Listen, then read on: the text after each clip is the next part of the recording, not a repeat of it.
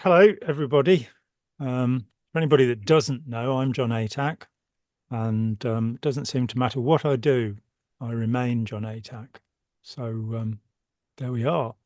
I have to live with that somehow. And um, Christian Szurko, did I get that right? Good Szurko, enough. good enough. You told me the We'll get the you there. the SZ at the start is like push chair, Szurko. Um, and it's a good Ukrainian name. So, Yes. um, but you yourself are from New Jersey, I believe. I think that's how it's pronounced, Jersey. Not by people I know. Oh, how would you pronounce it by the people you know? New Jersey. New Jersey. Oh, okay. New Jolly good. Jersey. Yes. You've been living in England for way too long. The Garden State. And you and I first met in 1987. Hmm. And you'd heard that there was somebody who knew something about Scientology, and you were really keen to meet somebody who knew something about Scientology because it's a very confusing subject. And you turned up 2 hours late on Yes. my doorstep wearing rainbow shoelaces, um, for which you were well known. And And having toured most of East Grinstead. yeah, and I kind of went, oh, where have you been? You know, the railway station is a 7-minute walk from where I live. And you explained that you'd decided that you'd take a tour of East Grinstead, and why not? And I, you know, I was delighted to meet you from that first moment, I must say, and it's been delightful ever since. In all that time, we've had no fallings out, no upset. We Well, really have to work on that. yeah, I should do. Yeah, Yes. I'll think of something insulting Absolutely. to say to you as we go along. Now, you've worked with members of extreme authoritarian sects. I think that's Mhm. the phrase you use Yeah. for so long that nobody can remember when you began, but it was in the 1970s, so rumor has it. And if I've remembered rightly, you were working as an usher in a cinema, and somebody Yes. came and asked you a question about silver mind control, which is, Yeah. of course, a splinter group from Scientology. So Yeah. that's where it started. And somehow you had not really intended, nor had I, frankly, to spend your life doing this kind of stuff. But somehow, it's like the other bit of the Velcro stuck and you can't tear yourself loose, something like that.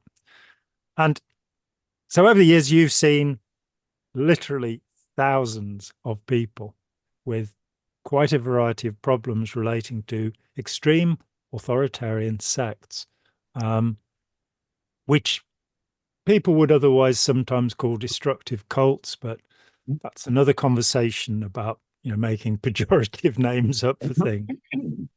Um, and you've come to your own way of working with people, helping people to consider their involvement with groups, not Mhm. in intervention work or exit counseling, but helping people to consider their involvement, sometimes spending years talking to somebody while they're still involved in a group, and then sometimes spending years with somebody after they've left a group and helping them to Yeah.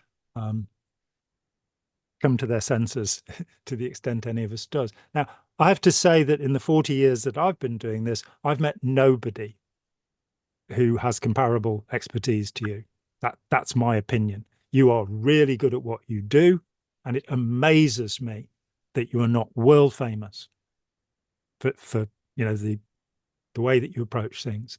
And What a while horrible there idea. is, I'm sorry, What a horrible idea. what a horrible idea. Yeah, it is a horrible idea actually. Um, but you know, we've had so many conversations over the years. We've been to so many conferences together and done so much.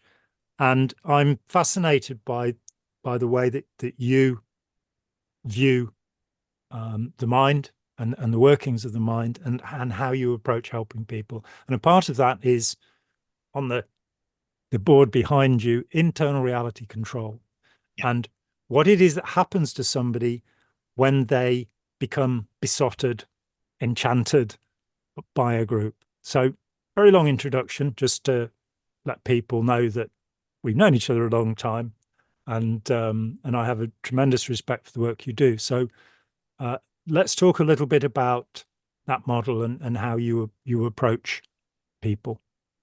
Okay. Where to start? First thing to say is that back in the 1970s, I came across a quotation from a statistician. I always want to call him George Fox, but George Fox is the founder of the Quakers, Yeah. and an entirely different subject. His name is actually George Box.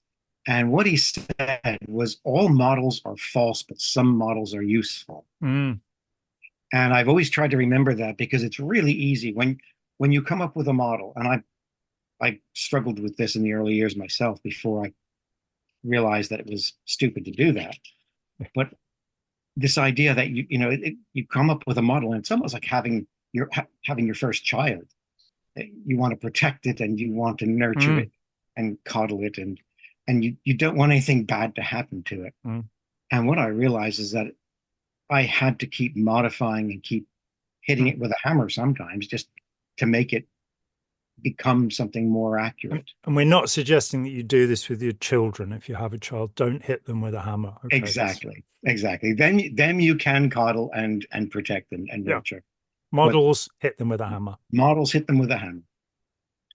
And so I found that I had to keep changing and chopping and cutting up and rearranging and rethinking the model, because George Box is right.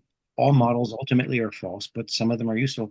And I found this useful because it keeps me rooted in things that are commonplace.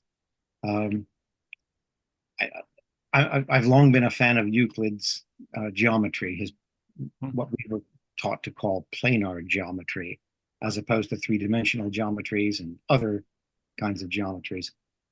And he starts out with presuppositions that are assumed to not need to be proven because they're common notions. So, a straight line is the shortest distance between 2 points and all this other stuff, parallel lines, and all that kind of good stuff. But they're such common notions that you don't really need to prove them. They're self-evident within the system that you're working. My model helps me, first of all, to remember that. So my first I basically 7 common notions. And that book that seems like it'll never get written, actually, this is the beginning of that book. Because but for anybody who's curious, is the book that I've been poking you to write for the last at least 10 years. It must be 10 years easily by now. The other thing that this does is it reminds me to start with healthy psychology and work towards the unhealthy, rather than making that mistake that we so often make of saying, here's the pathology. Whatever's left over from all the pathologies must be what a healthy mind is. Remove the diseases and you have a healthy person. Yeah. And I wanted to start with what seems reasonable about health. So for me, internal reality is something prior to internal reality control. And I'm just going to read a couple of phrases from this draft of what may or may not become a book. Please do. Number 1 is that we begin to create continuously and mostly without conscious effort internal reality. It's a model or map of the world around us that we carry around and use to relate to the world. We begin constructing this map in infancy, and we continue that process throughout our lives. So that's my first premise. And if I might comment upon that, I'm told that Immanuel Kant, who I'll never be clever enough to read, said that there is the world outside of us in which we live, but the world in which we do actually inhabit is our own map of that world. It's our own interpretation, our own perception and interpretation of that world. Kant Alfred Korzybski in General Semantics said the map is not the territory, but the reality is that we live in our perception of the world, our interpretation of the world. That's what reality is to us. And we can't separate ourselves from that. We can't see the world directly. An amoeba can perceive the world directly, but it doesn't have the sense to interpret it. So it's not really very much use. We tend to live in beliefs, in belief systems. Yes. And if all you have to do is watch a child, and some of the most fulfilling things we can do in our off time is watch very young children, watch them grow, watch them understand the world. Watch a little child discover a blade of grass for the first time, or discover a little, like a ladybird, for the first time. And you realize that you've spent years and decades ignoring these things. And there's this child who is digesting this new encounter. To see a world in a grain of sand or a heaven in a wildflower. The child is in the process of remapping its understanding of the world on the basis of every encounter that it makes. And it makes thousands and thousands of them. And we hardly notice. And the child doesn't pay any conscious attention, but does the digestion of the same. So for me, that first thing, yes, it is Kant. It's I can't claim that I got a lot of consistent benefit out of philosophy class, but that was one of the things that I took seriously, that there is this distance between what the world really is in itself and how we interpret it through our sensations and, through our encounters with the world. And that's what we live in. We live in that map in our head, that internalized version of the world. And I always like to tell people, because it's a little foible of my own, if I believed I could fly, I probably would never walk again, because flying, if I really could do it, would be so much more fun. Now, that wouldn't suit everybody, but it would suit me just fine. The fact is, if my internal reality told me I could fly, when I stepped out of this window to go home tonight, I would break my legs because it's a long way down.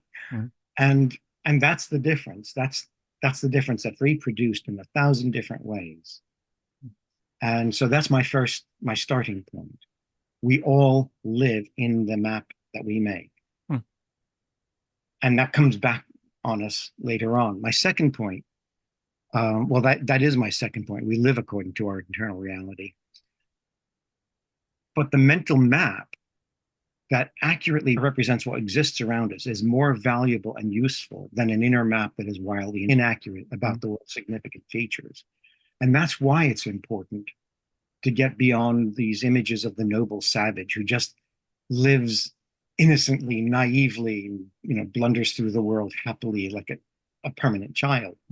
That actually is not a good thing. That is not a virtue that follows from living in our internal map. That level of innocence isn't innocence, really. It's an inadequacy. It's an inability. It's ignorance. Oh.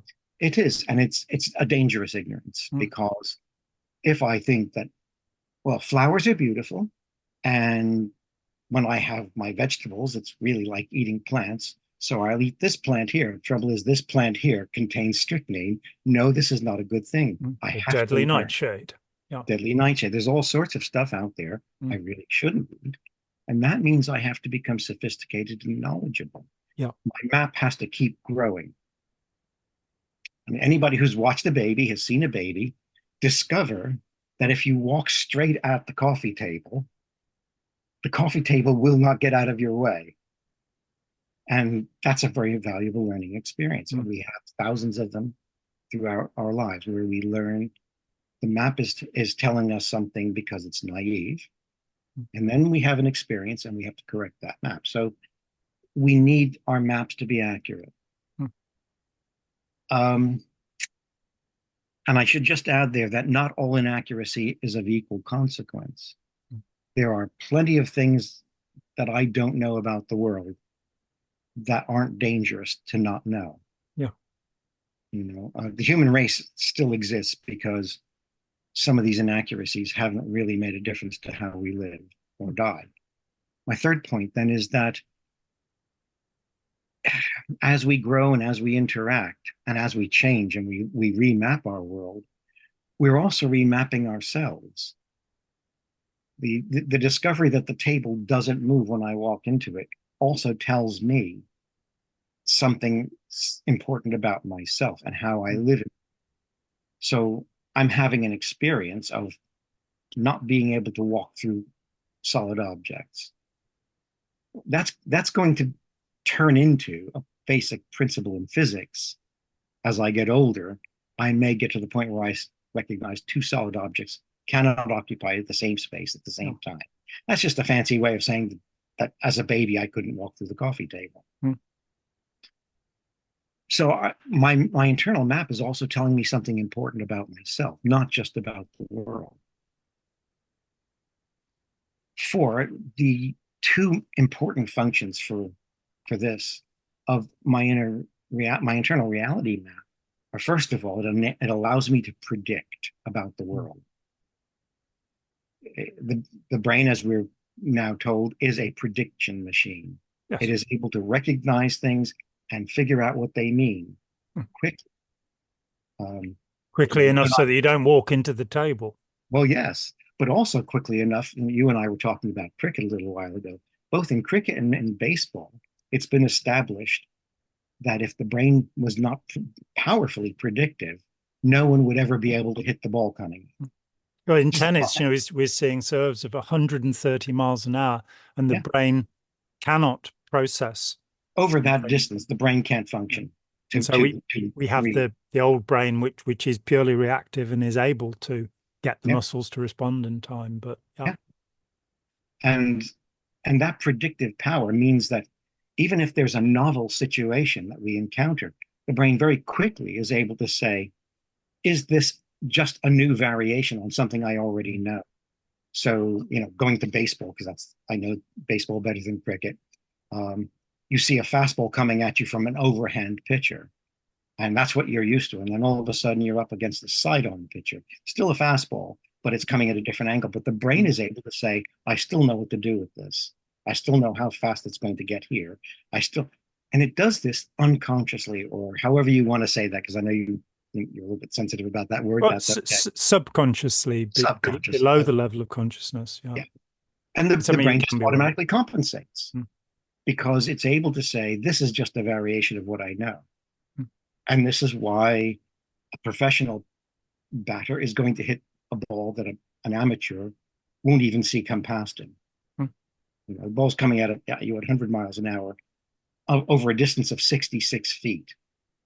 You're almost not going to see that until you have practiced and practiced and practiced, and the brain is training itself, changing its map to say, I know what this is, I know what to do with it.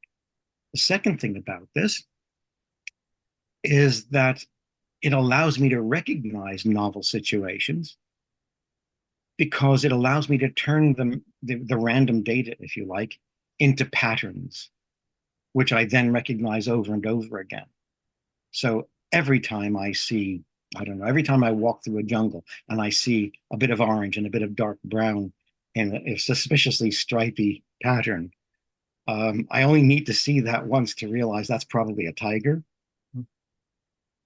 And there are or a Wolverhampton Wanderer's scarf. Well, yes, there is that, but I don't expect to find that in the jungle. And the fact that my brain is able to say pattern, which one is likely to be in this greater pattern of a jungle.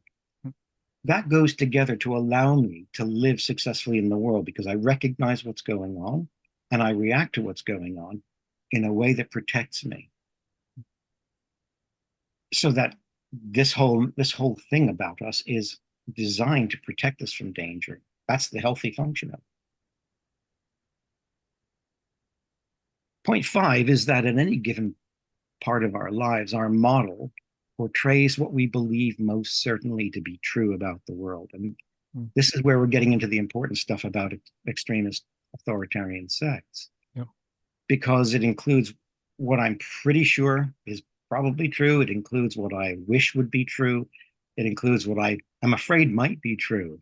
It includes what I speculate about, probably knowing it isn't really true. You know, I watch Star Trek and I know they're not traveling at speeds faster than light, but I kind of wish, for the sake of the storyline, I wish I could just put that to one side, just bury myself in the story. So you have a warped imagination. What can I say? Well, I suspend my disbelief and I enjoy warp the speeds story and warp speeds, and then I step out into the cold light of day and I realize that we don't travel at warp speeds, and I'm perfectly happy with that. Mm. So this map is not just hard facts like the table won't move. Mm. It's also, what do I attribute to the nature of reality that I can't necessarily test directly? Mm. Based on what I know solidly, what can I project outward from there and still be sure it's probably true? And that in fact is the basis of our science and mathematics. That's what we do. Now, based on all of that, I'm using a practical, what I consider to be a practical and useful starting definition for rationality.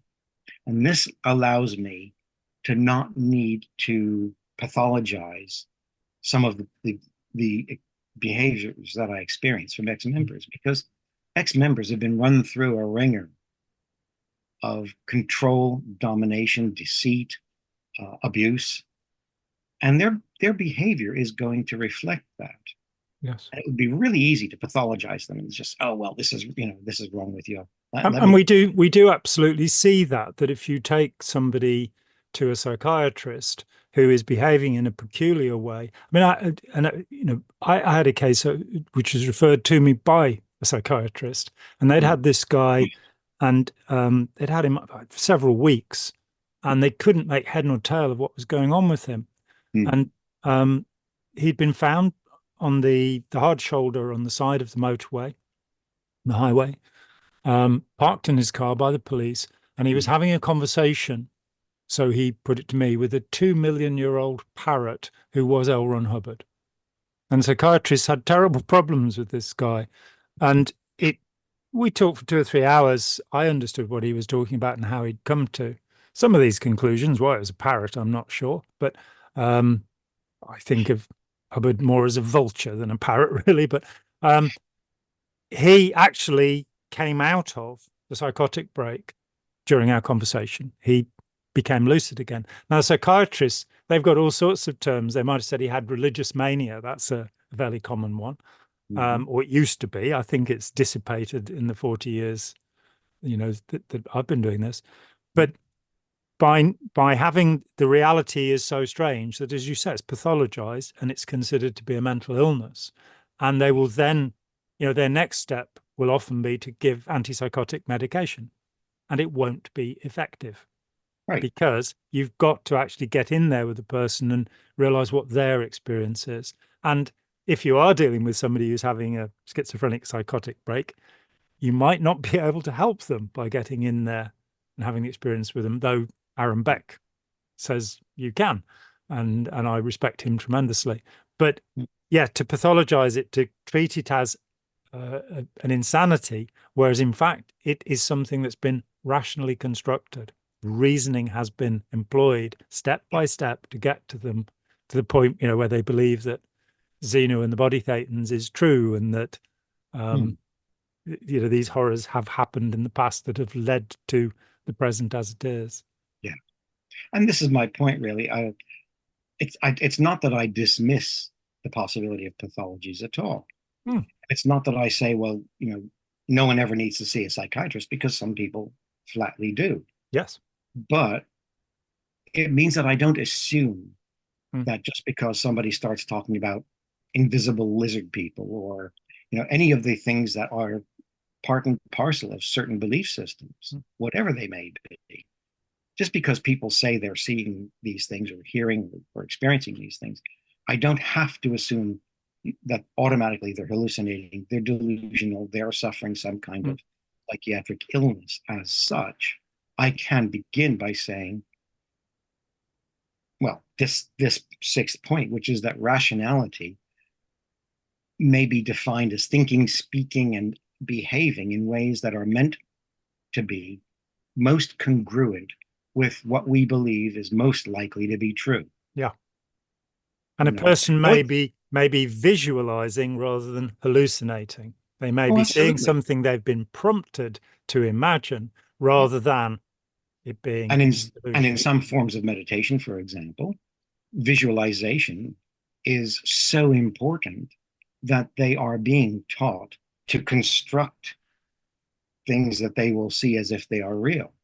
They will cross that line because that's what they've been taught, how to do that in great detail with great attention over a period of time.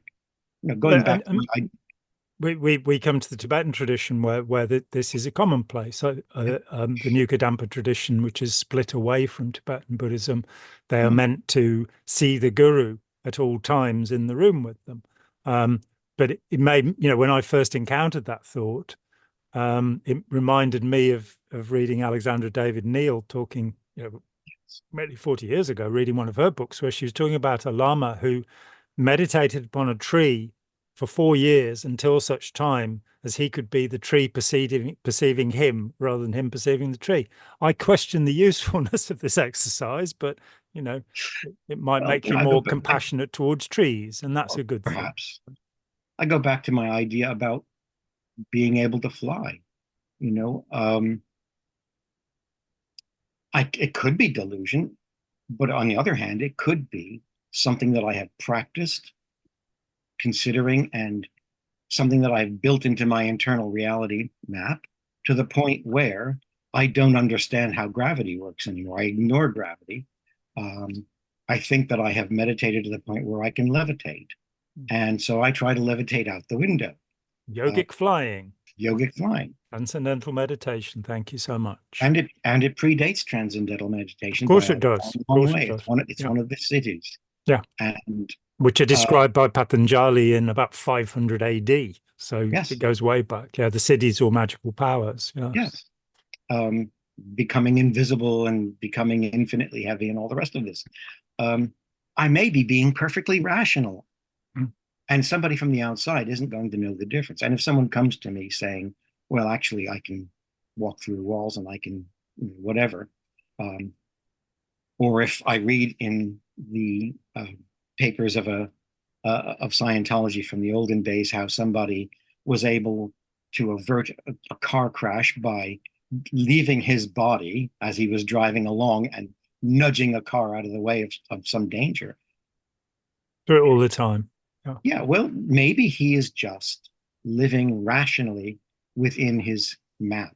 He's doing what is most rational, or imagining he's doing most rational. He's fulfilling expectations which have been injected in, which he's accepted. And of course, as we look back through history at what human beings have believed and things that were considered to be normal and usual, one of in the Middle Ages, it was commonly believed throughout Europe that there was a country somewhere where there were dog-headed people.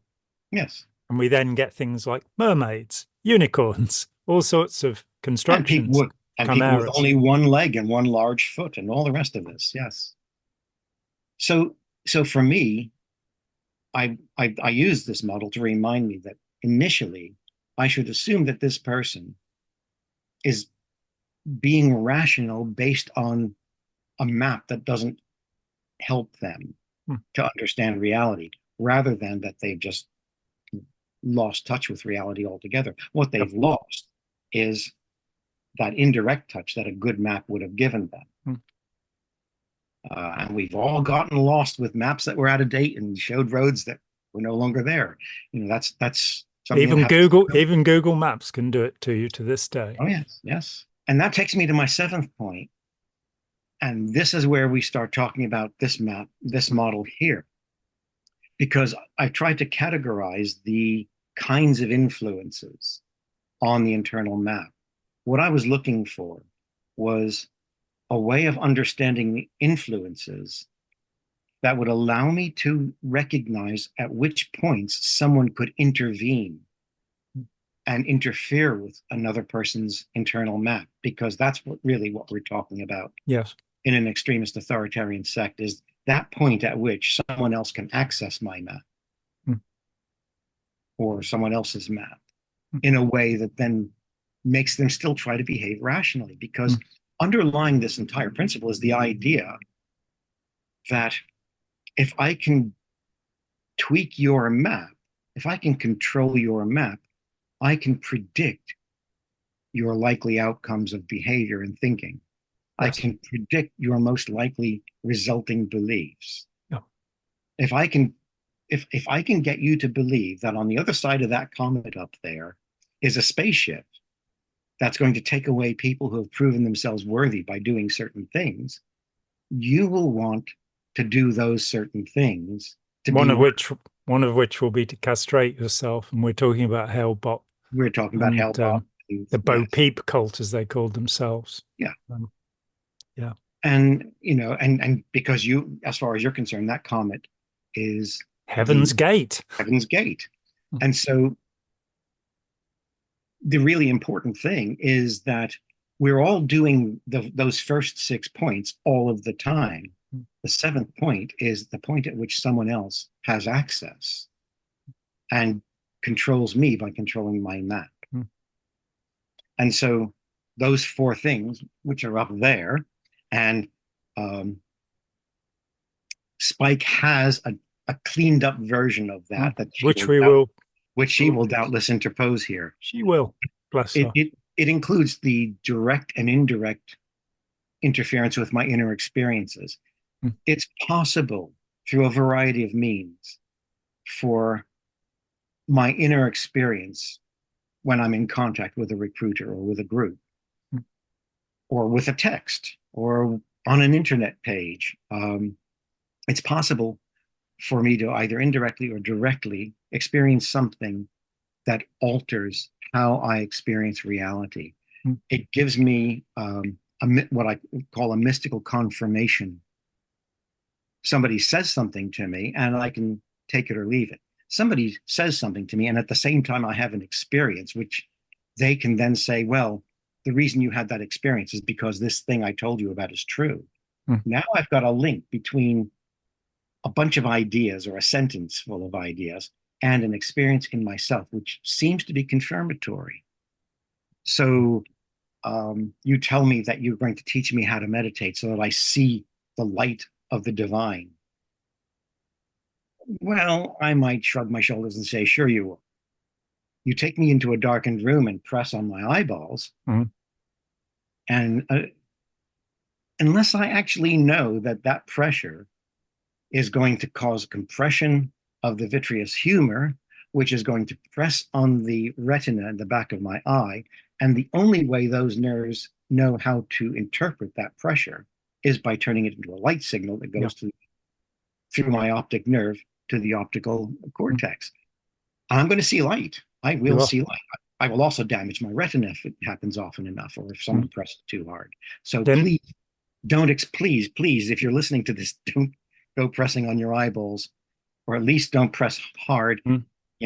This is really not a good thing for your eyes. Yeah, and of course the practice of the so-called divine light mission, Elan Vital. Exactly. What's he called himself now? Prem something or other. Maharaji. I was, a few years ago, I was offered a pair of elbow rests that are used by their meditators so that they can push their eyeballs into their skulls and see the divine light. I've got a chapter coming out which I co-authored with Steve Hassan in a book on psychiatry and Eastern religions and spirituality, and I set about listing all of these things that you can do or most of the things you can do that will bring about what is considered to be a transcendent experience. And when I've been doing this a long time, I got to the end of the list and I realized that one or other of these techniques is common in every religious group. And it's not to condemn religion in any way by saying that, but by, for example, hyperventilation, which was popularized by the Czech psychiatrist Stanislav Grof after he couldn't experiment with LSD anymore. And the Rajneeshis use it. They will go hoo, hoo, hoo, hoo, hoo, hoo, hoo, hoo, hoo. And I'm feeling dizzy. I had a conversation with a guy at an international cultic studies awareness conference where he was telling me how he had learned, he was meant to be one of the experts. He was telling me how he'd learned to release trauma, and he was using hyperventilation, and explaining to him that he wasn't releasing trauma, he was inducing trauma by doing this.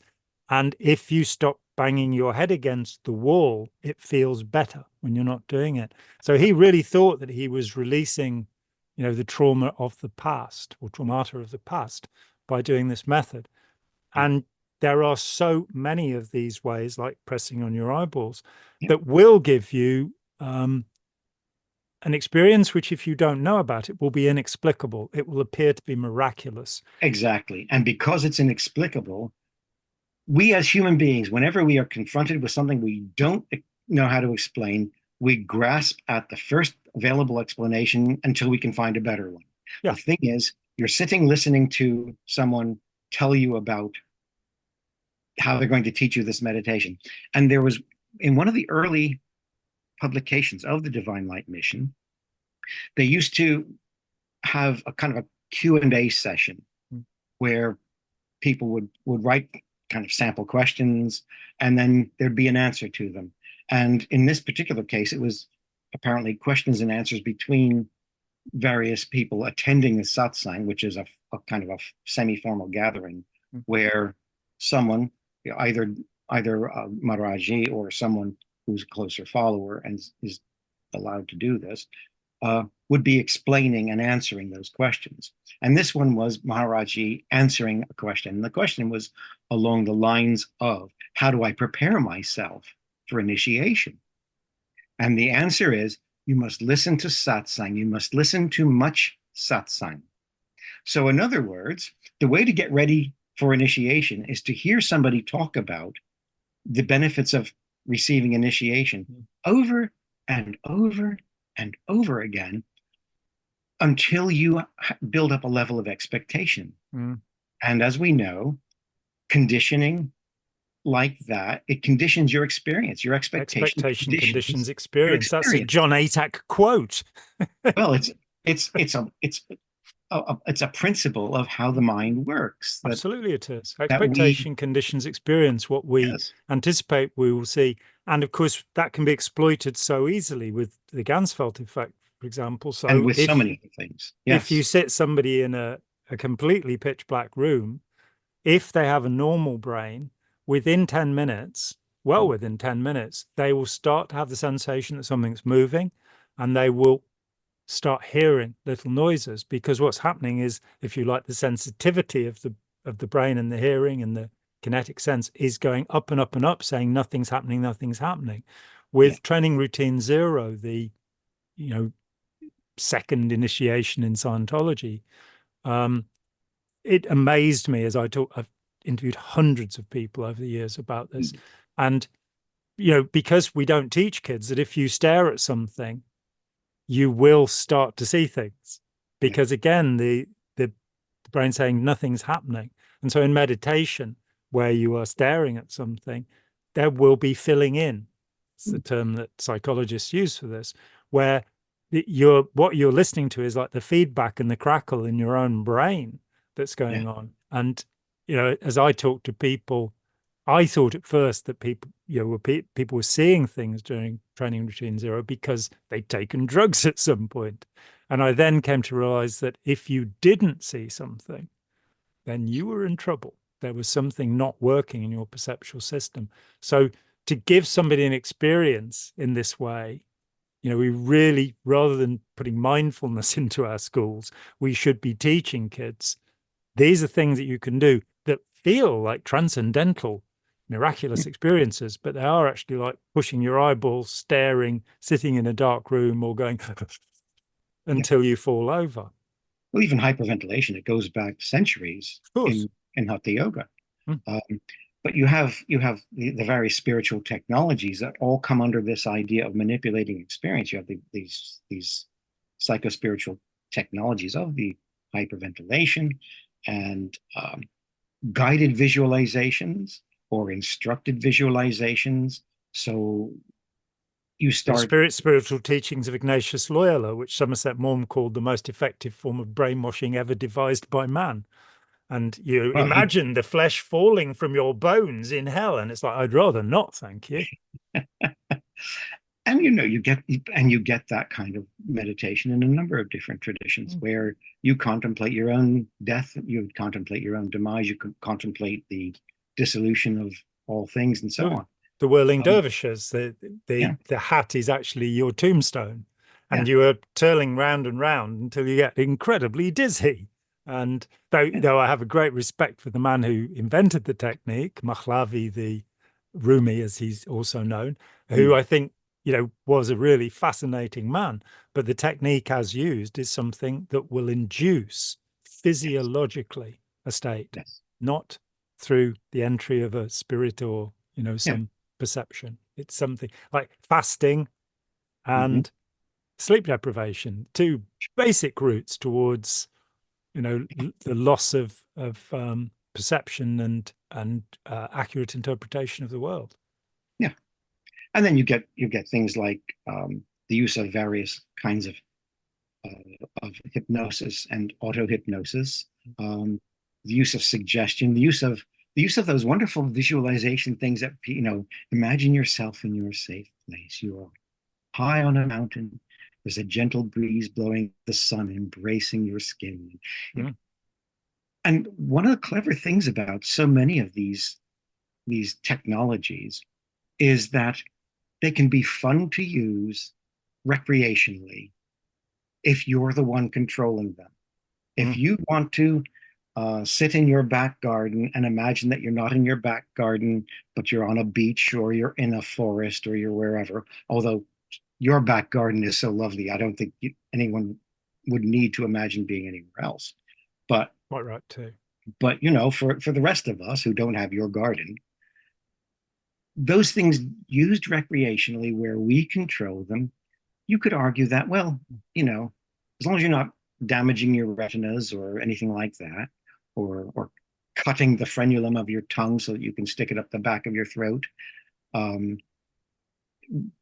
which is another yogic practice from of old. Absolutely. As Yeah. long as you're not doing physical or psychological damage to yourself, if it's recreational, it's not the problem. The problem is that in these cases, someone else is taking control of it and is using it to persuade you that you don't know how to live your life apart from them. Mm. That's really where the issue is. And there are, I mean, I on and on, repetition, fixation, mimicry. Yes.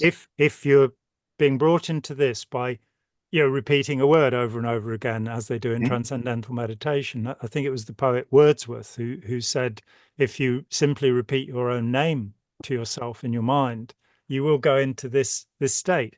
And Yeah. there probably isn't anything too harmful about that, but if you start thinking that you've had some great insight into the cosmic consciousness because you felt a bit dizzy, then we need to be careful. Yes. Fixation, where it's visual fixation or aural fixation, repetition, where you're drumming. And yeah, as you know, I'm a drummer. Drumming is Yes. a great thing to do. But if you get a group of people, and I have done this, and they sit and repeat a rhythm, the Moroccan drummers are particularly famous for this, North African drumming, Mm. then people go into some pretty wild states Sure. because you've imposed a pattern on the brain. Hmm. And people get high, they become euphoric, Oh, they yes. drift away. And then mimicry. In Scientology, this is, Scientology, where transcendental meditation has two techniques, Scientology has 2,000, but most of them come down to 5 or 6 approaches. And mimicry is one of the significant ones that Yes. you have space hand mimicry, for example, which is one of the control communication havingness processes, where you get somebody to follow the movement of your hands. Yes. And what will happen is that they will come into sync with you. Mm. And, strange things can go beyond that. That Sure. It's called pacing among hypnotists, that Yeah. where if you follow somebody's breathing, you breathe at the same interval they do, you can then take control Mm. and get them in the Dead Poets Society, the wonderful Robin Williams film. There's a point where he has the kids walking around That's the right. courtyard, and he shows that they fall into step. They Yeah. start marching together. This is normal, and it's not healthy. That when we become part of the crowd, when we lose our identity in the crowd, it's okay at a rock concert or what have you for a little while to get high on being part of the mob, probably. I don't know. I just enjoy the music personally. But that thing where you fall into step, you fall into lockstep. Hmm. Go and have a look at the film Triumph of the Will about the Yeah, 1934 Nuremberg yeah. rally, and you'll see how we are taken up by repetition and by Yeah. mimicry in this case. So that's my first form of manipulation Mm, of a person's inner map. If you can control their what used to be called their state of consciousness, you can, mm, can control the operation of their consciousness, get underneath their skin, as it were. mm, You can begin to persuade them that they're having experiences which prove that you are the leader they've been looking for. You are the mm, source. You're the Messiah, mm. the Imam. He's not the Messiah. He's a very naughty boy. Yes, well, It's like put obviously you've simply. not been persuaded. So that's the Well, first. yep, yep. The second one is simply peer group structure and function. Mm, You get a group of people together. We all know that, there's this whole thing about social conformity, experiments of Solomon Asch and many others, this idea that we tend to try and fit in rather than standing out as odd in a group of people. We tend to blend. So for anybody who's not familiar with Solomon Asch's work, Asch sought to disprove this idea and Mm, found himself proving it. And what he did was he took three lines which were of different lengths and had a room full of people where everybody in the room was going to agree that they were the same length. And then somebody would be brought in and they measured how often that person would go along with what was being said. Curiously, in replications of the experiment, it was found that engineering students didn't tend to agree, but just the rest of us do. And those conformities, another one is, which Derren Brown has shown as well, is where you have a group of people sitting on chairs and somebody new comes in, and they're waiting for something, and everybody stands up at the same time. And the person will tend to stand up with them and start moving with them. And it's not inevitable, but it's something, again, we should teach kids mm, just because it's also in public relations, it's called the bandwagon effect. Everybody mm, else is doing it, so I'll do it. I'll stand out. People will start looking at me if I don't. And learning how not to conform. I've had so many experiences, one of them quite recent, where I find myself in a group of people who all disagree with me and holding on at that point and going, no, I, you know, I am sticking to my principles, and whatever led you to believe what you believe, I'm happy to talk about it, but I don't agree with you, yeah. and I'm not going to conform to that. And I think I think I have a natural cussedness anyway. You should know by now. You've known me for 37 years or whatever it is. Um, but I think that I survived Scientology rather better than most because although I was a true believer, I questioned everything. Yeah. Whenever anything came up that didn't make sense to me, I put my hand up and said, that doesn't make sense. So when in one of his declarations about logic in the so-called data series, Ron Hubbard talks about 14th century psychiatrists. Yeah. And I got the course supervisor to come over and said, this is a misprint. It should say 19th Mm, because there were no psychiatrists before the end of the 19th century when the profession, they called themselves alienists, and they adopted the term psychiatrist at that point. And this guy, who was a PhD, physics PhD, who worked for NASA, argued with me for 10 minutes to try and convince me that 14th was right, because that's what it said in the text. right. And I'm afraid he failed to persuade me with his arguments about Thomas Aquinas and faculty psychology. It's like, yeah, really. I think you've misunderstood the difference between psychology and psychiatry, which many people do, including Ron Hubbard. But it was just natural to me to Yeah. be cussed, to be, go.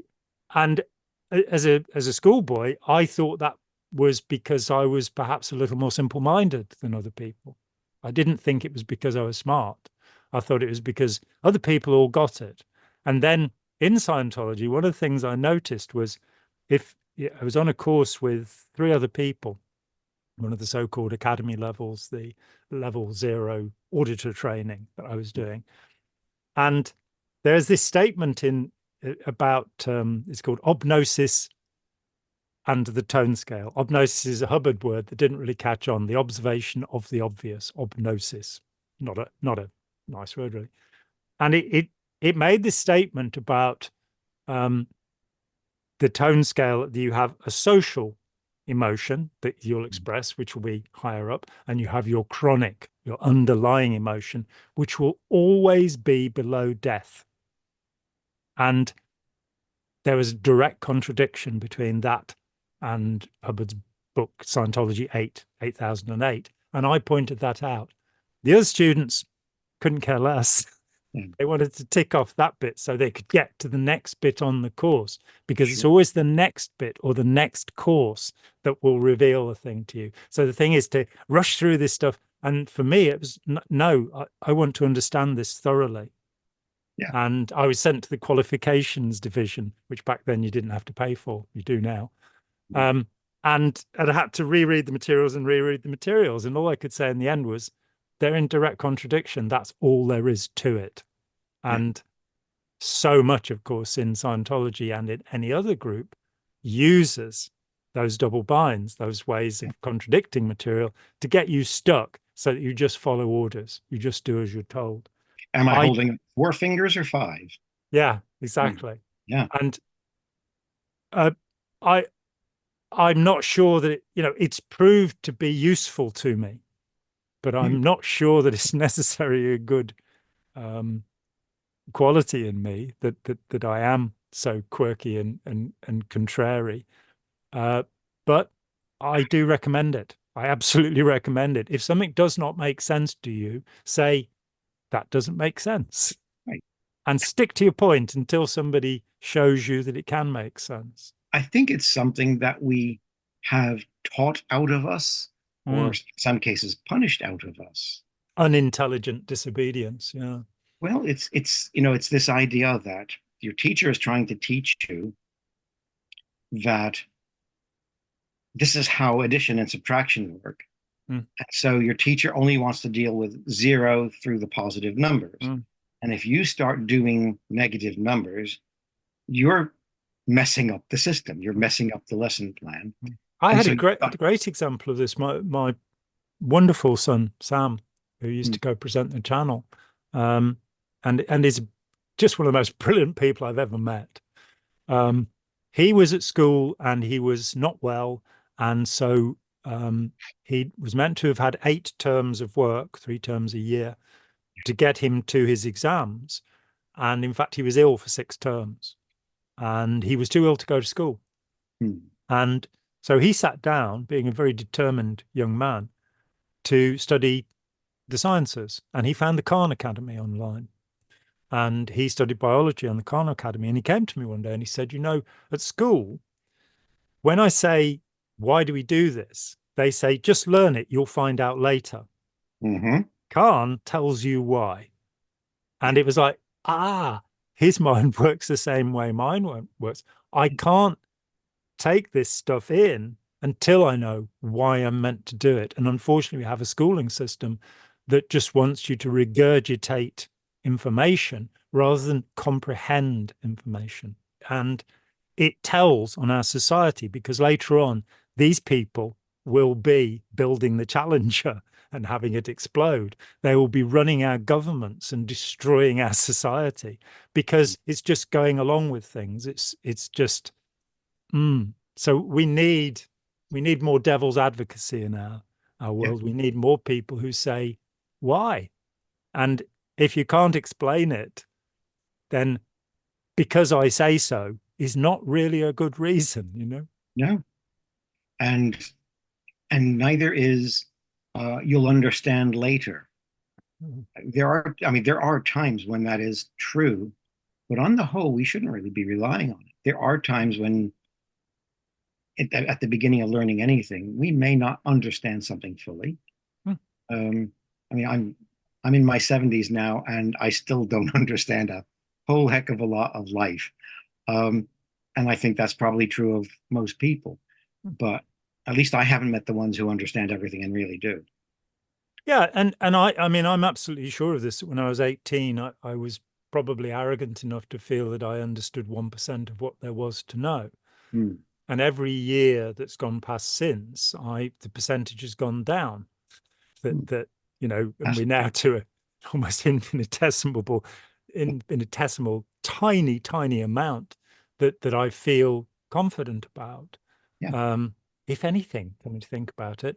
But I think, you know, both Socrates and Lao Tzu put this point of view forward. He who knows he knows nothing. He who knows he knows nothing really knows. Well, I don't know about that either, really, but It's a very bipolar kind of a thing. It's a very black and white statement. And yeah, one of the things that I'll come to is that part of the manipulation that I see in an extremist authoritarian sect is teaching us to amplify our tendency, our natural tendency to think in absolutes, to think in black and white. yeah. So I'm actually a little bit wary of even that statement, Mm. but the basic point holds, I think. Yeah, humility is a good idea.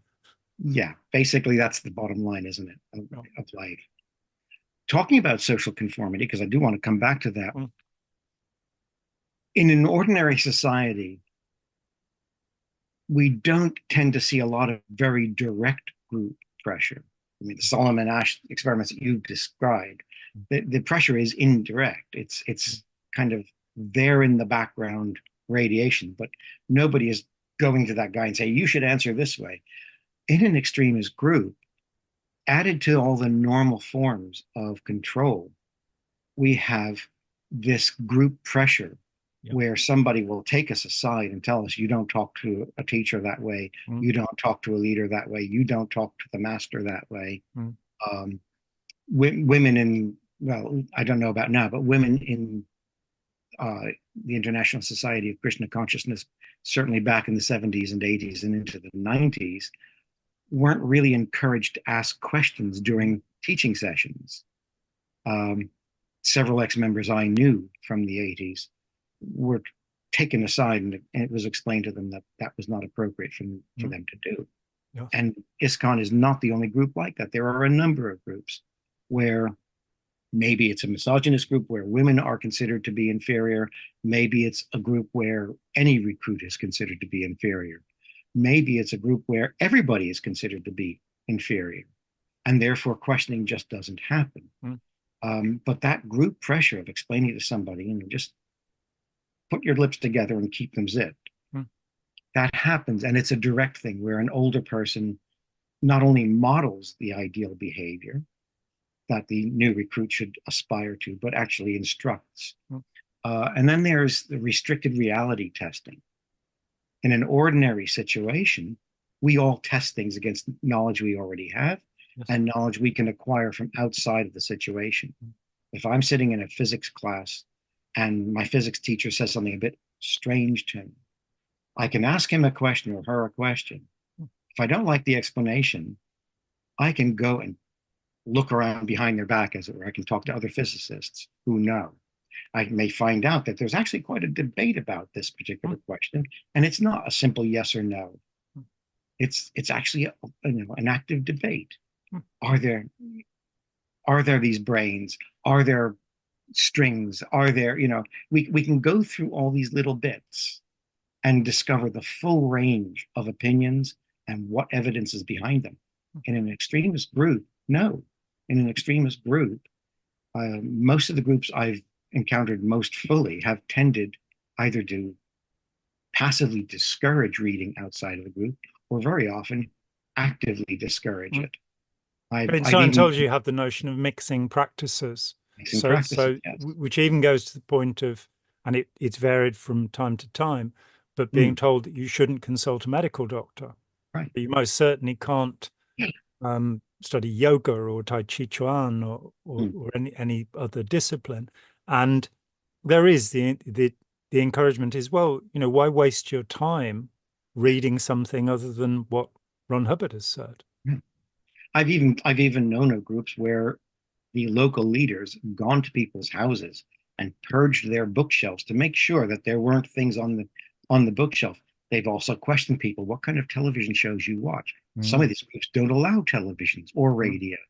And, don't allow newspapers, don't allow exposure to outside opinions of any kind, discourage higher education for the same reason. And that's restricting our ability to compare reality as it is most widely understood and able to be studied with somebody's particular opinion. And that is something that we don't get. I can't remember any teacher ever, and I've had some interesting teachers in my life.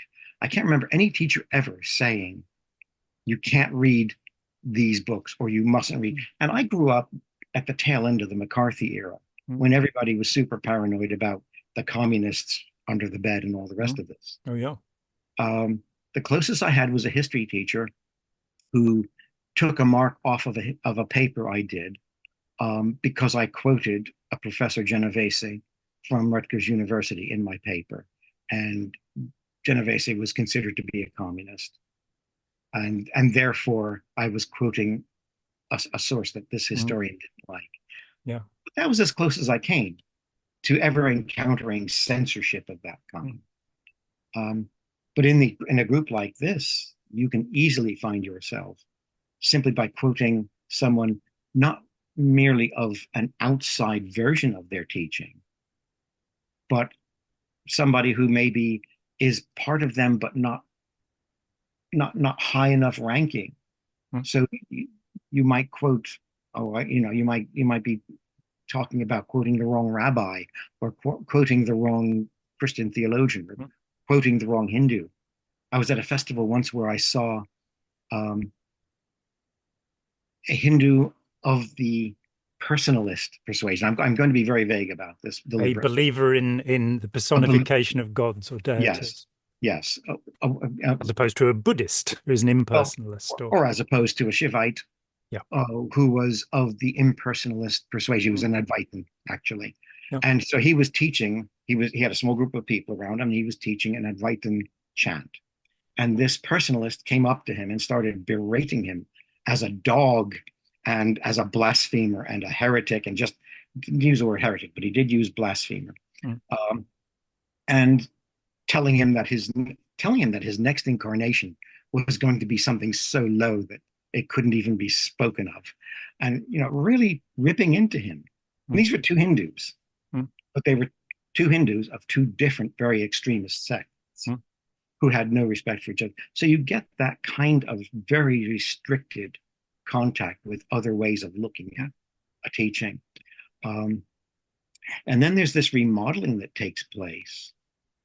I had a lot of classes growing up where I was interested in the subject, but I didn't want to become one of these people. It's like there are people who study physics because they need the class or they want the class or they like the class.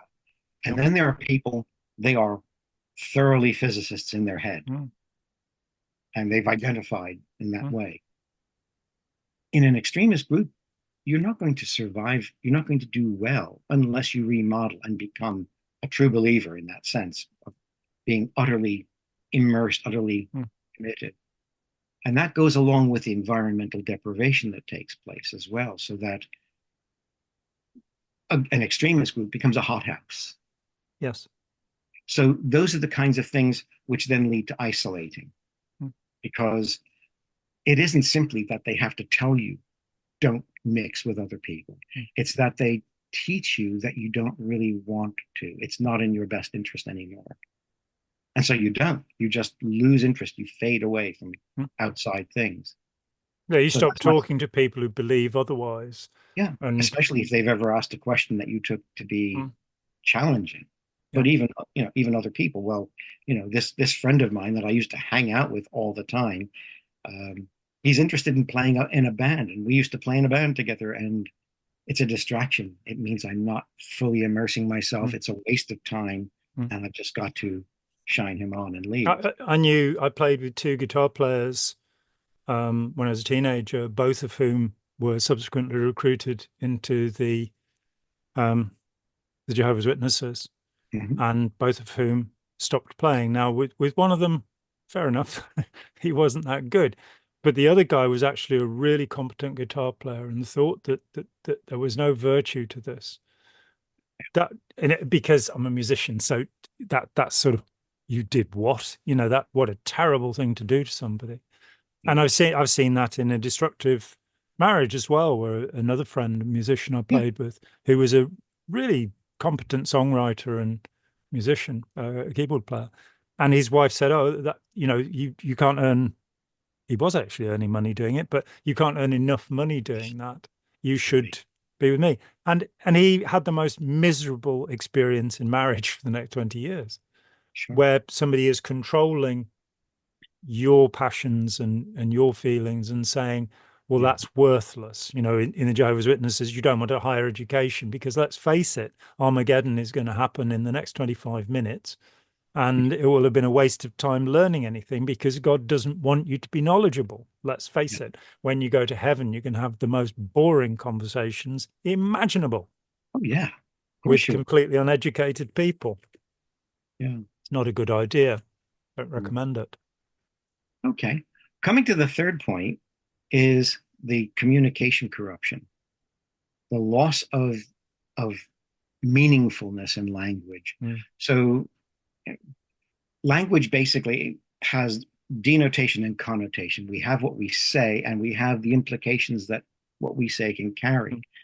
There's a difference between saying, um,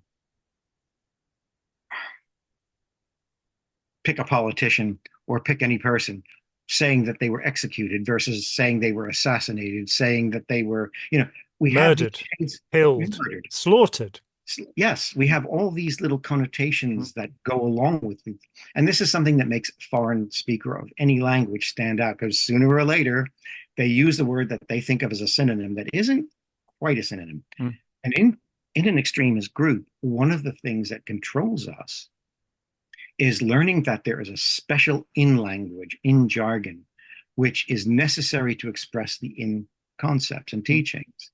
And we have to learn those things, even if it means using a word exactly opposite from every other human being on the planet who isn't going to. Reasonable.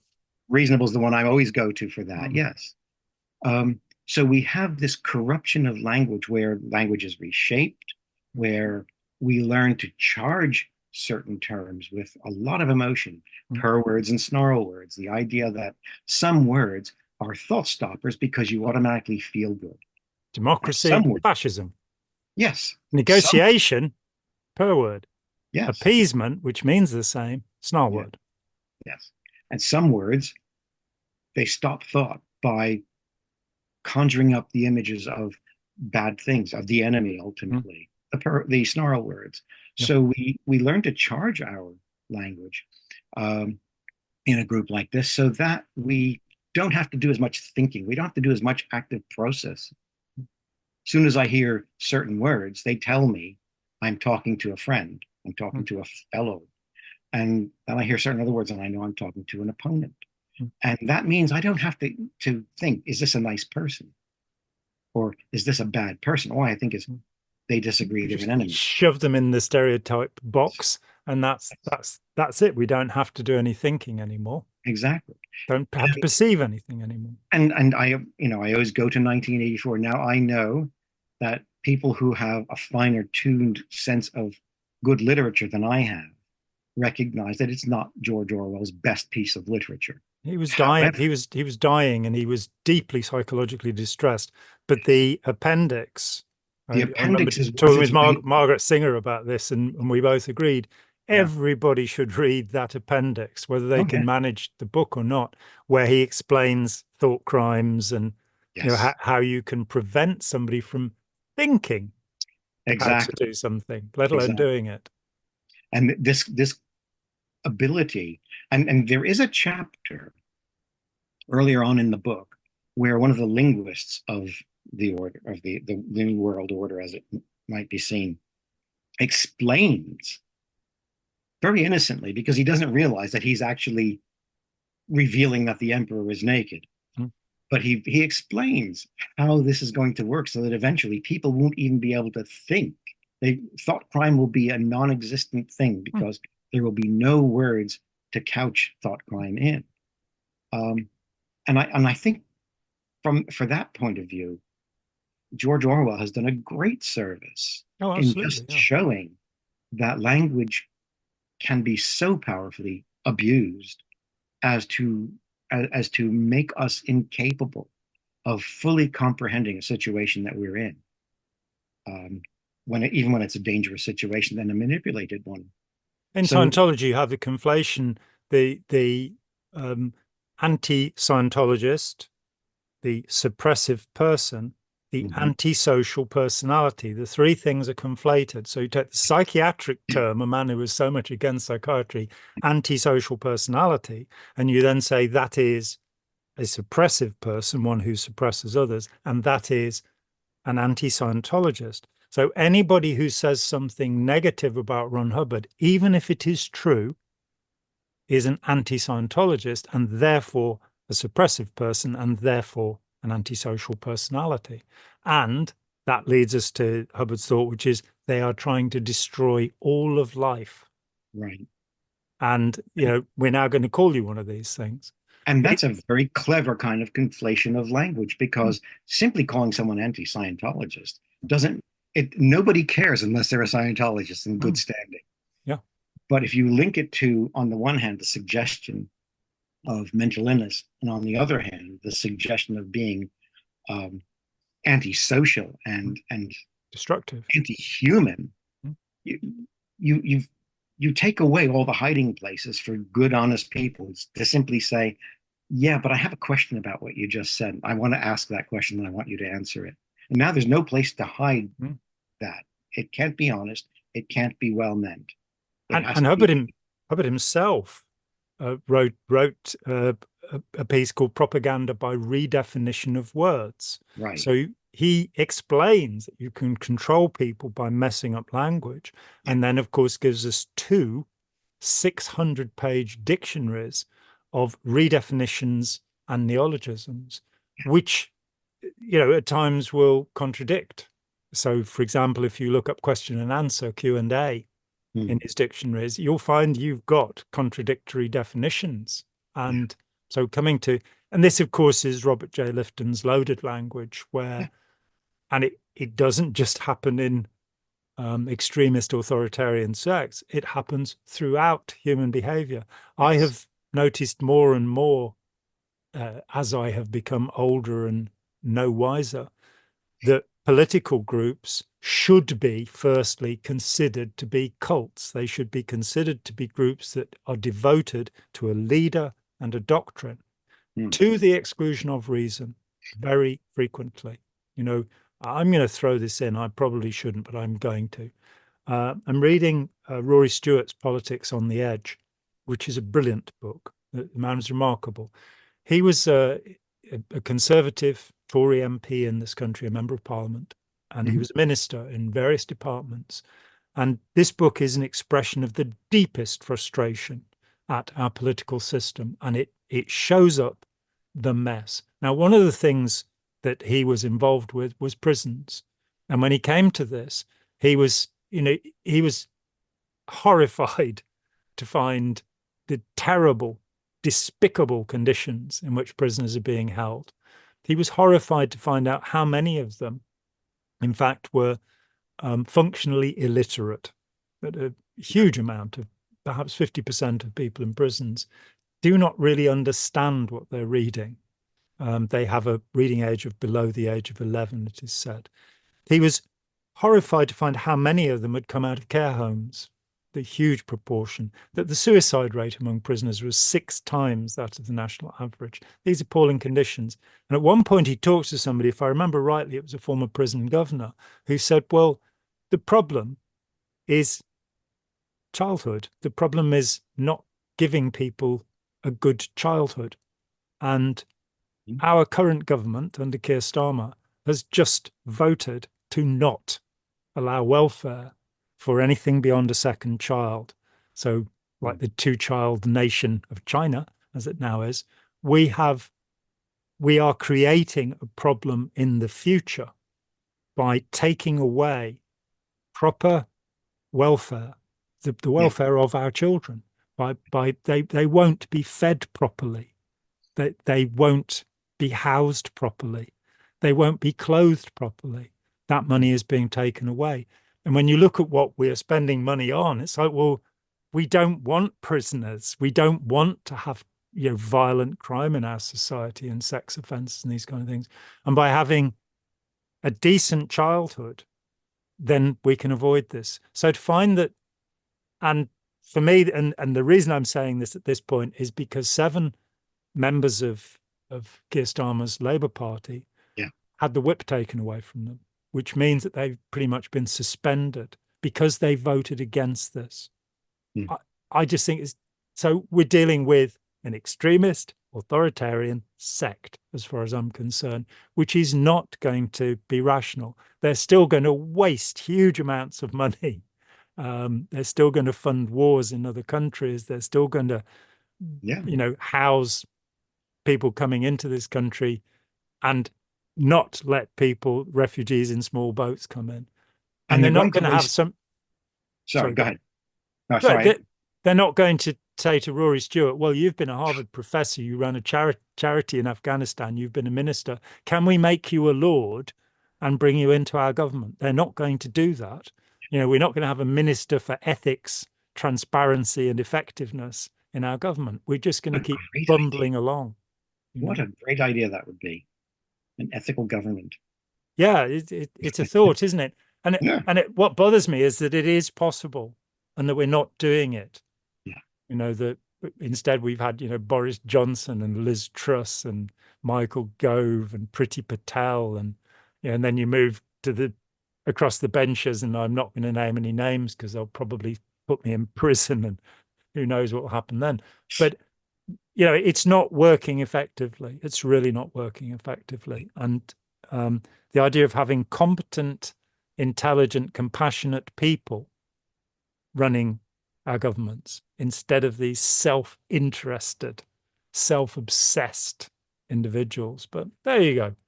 Back down from the soapbox, John. Just to wrap that point up, though, the kind of people who hung what we're talking about when we talk about governments as they function now, not as they might function in an ideal world, but as they function now, we're talking about power structures. And there is a percentage of any population of human beings who are attracted to power structures because they want to wield power. Now, not everybody wants to wield power in the same way. Not everybody wants to turn into Vladimir Putin and, or any of the others that we could name. But that urge, long list. It is a long list, but that urge to be able to say, I know best, and I'm going to make you agree that I know best. I was sent a clip. Somebody sent me a clip of somebody who is part of a certain person aspiring to once again have power in America, and he just comes out and says he believes that we have to make people do what we want them to do. And in a second clip, which says that morality will not exist in the United States until it is enforced through violence. And what is the morality of violence? Yeah. I kid you not. It has to be done by force. People will not become moral willingly, is what he says. It will have to be done by force.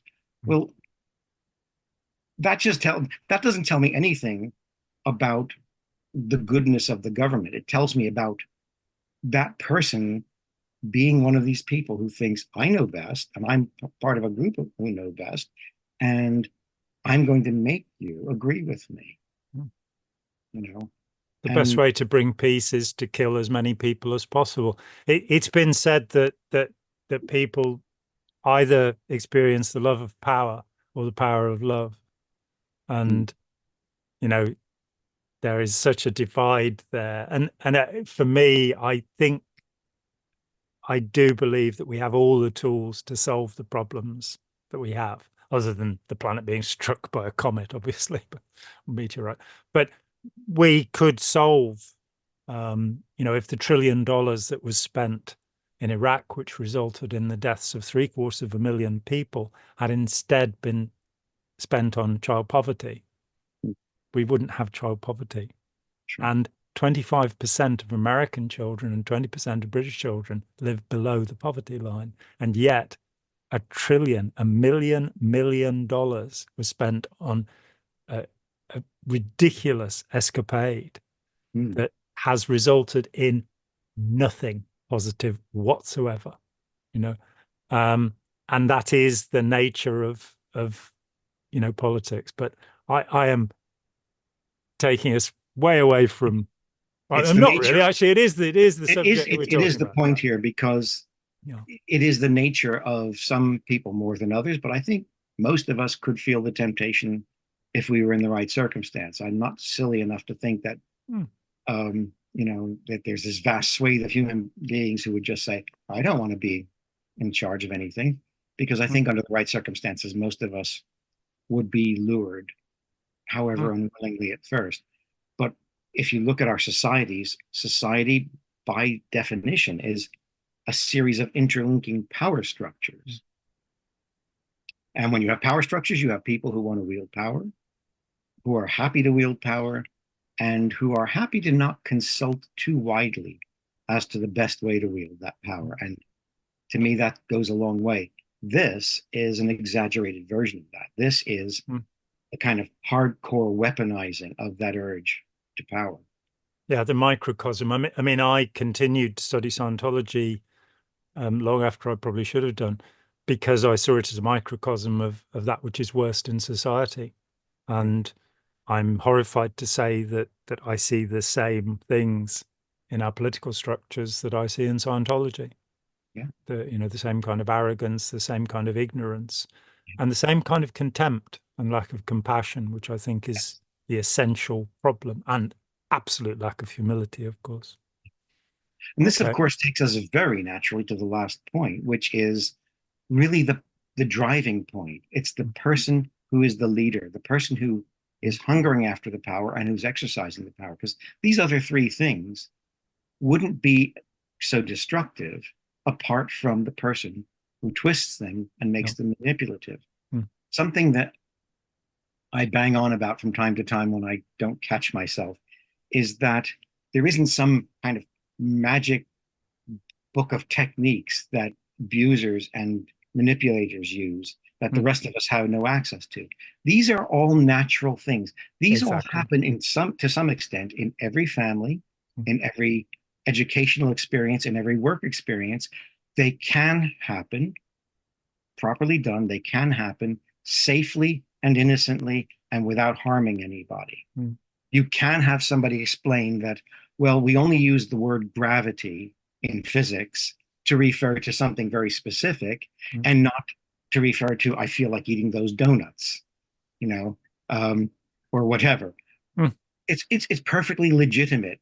If I ever have to have brain surgery, I really want my brain surgeon to use the right terminology for the structures in my brain and for the tools he's going to use to remove the tumor, if that's what happens. On the other hand, as Michael Gove, that famous Tory politician, said, we've all had enough of experts. I'm sure he'd rather have a plumber do his brain surgery, Well, yes, or the postman. The postman's very good at it, actually. Yeah, well, but all of these things can be legitimate. It's just that, well, when we talked about destructive manipulation many years ago now, I tried to emphasize that destructive manipulation is the use of legitimate methods of communication for illegitimate purposes and goals, and used in illegitimate ways. And I still think that that's true of this entire structure, that what is going on there is perfectly legitimate, normal ways that we communicate and interact every day with each other and with our reality around us, being twisted, being perverted, being corrupted, all to serve that fourth thing on my thing, which is the leader, which can be a person or a group of people. It can be a text, a sacred text, or some other text. It can be somebody's manifesto of the purity of the race. There's just all sorts of things it can be. It can be a structure, an understanding that this is the way the world is. And any of those things can be given this authority, this absolute authority, which means the authority knows better than I do. to the degree where questioning and examining and doubting are illegitimate. Mm. And that's where, to me, the danger is. Mm.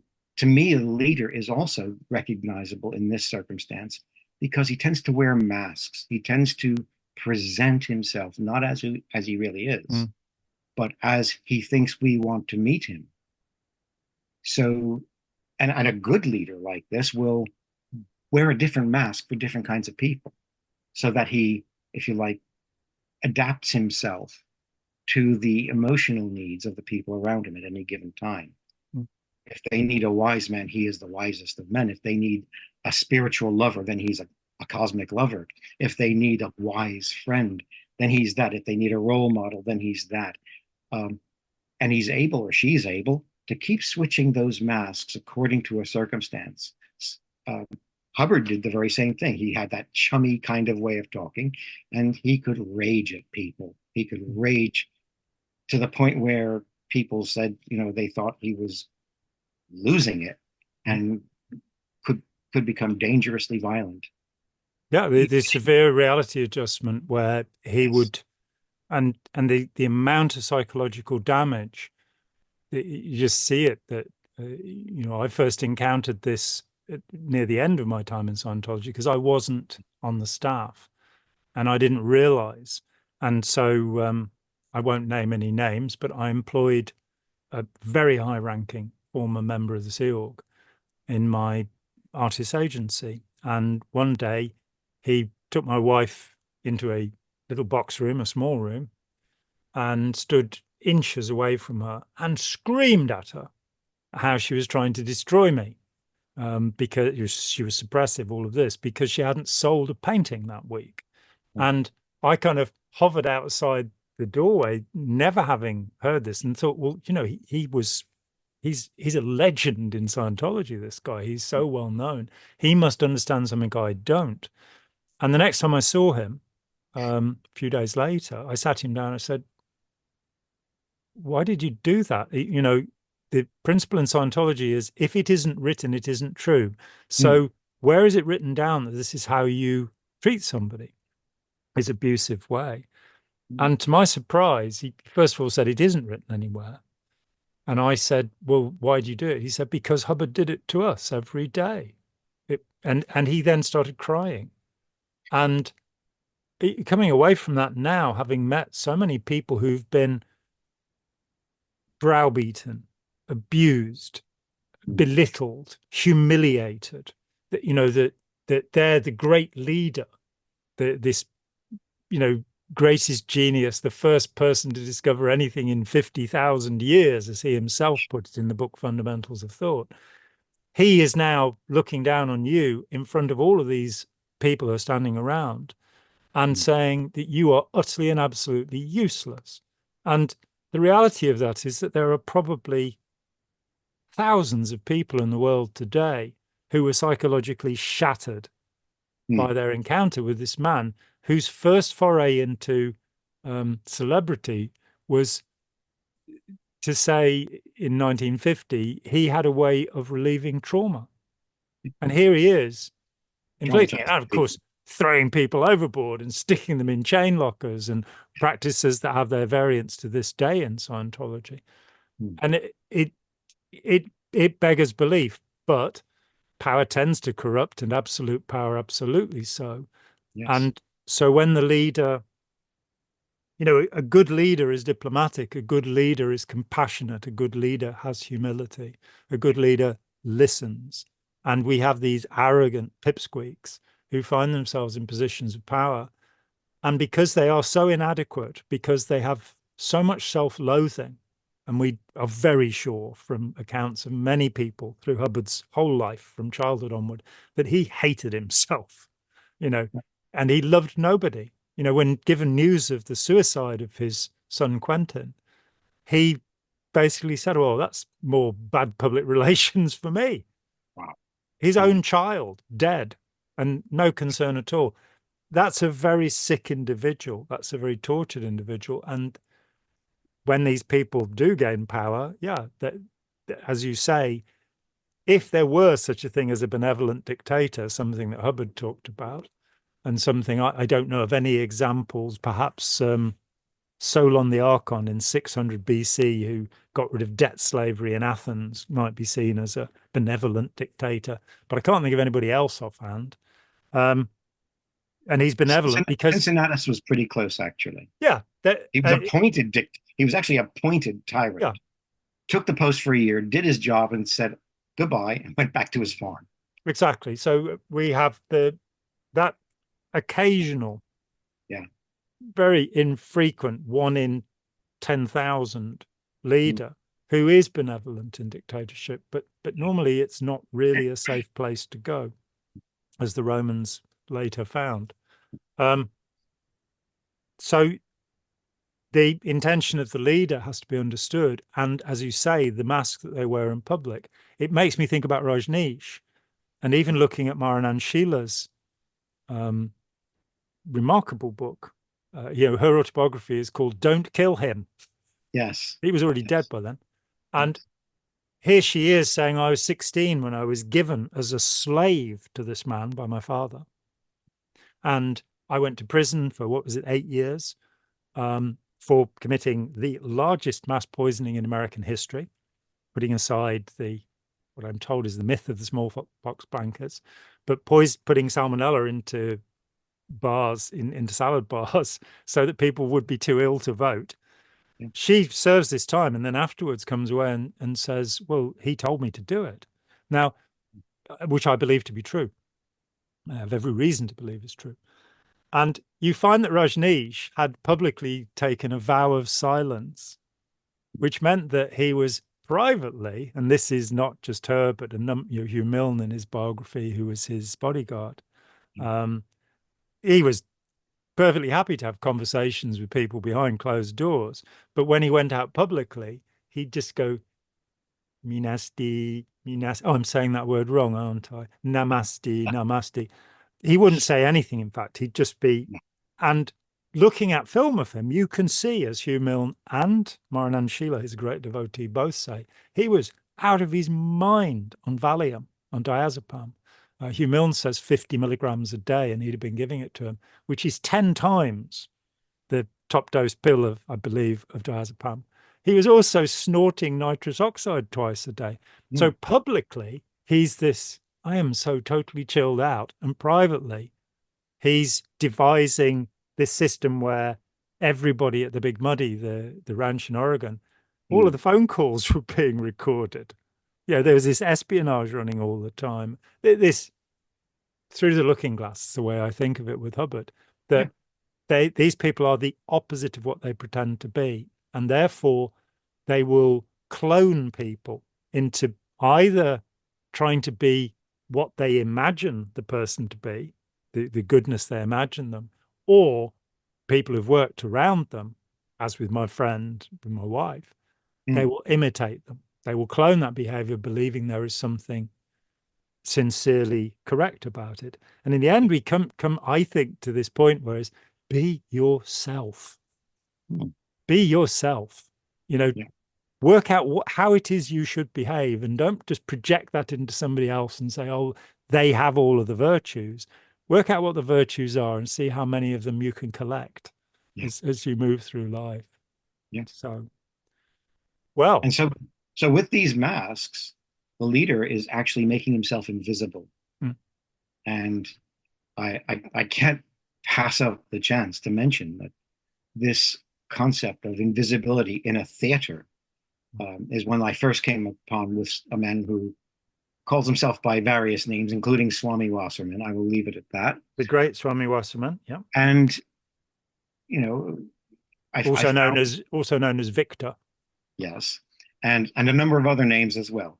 And, I count him as somebody who took the time to understand how this kind of manipulation operated from the standpoint of the leader. Yes. Whereas it's so easy to talk about other things that are going on, other dynamics, as I've done tonight. But to notice that the leader's always aiming to be invisible. He's always aiming to be just out of reach, so you never quite grasp what's really going on, because all the reality flows from him. The language control, the social constructs that dominate people and interact with people, the experience manipulation, that's all coming directly out of the leader. If the leader doesn't do it, it doesn't happen. He may use any number of connective people to do it on his behalf, but it always comes back to the leader. And that includes the abuses. So really what I've done with this model is I've tried to make room for the techniques that people use without specifying. One of the problems I had back in the 70s and 80s was people were making lists, the 12 techniques of mind control or the 26 techniques.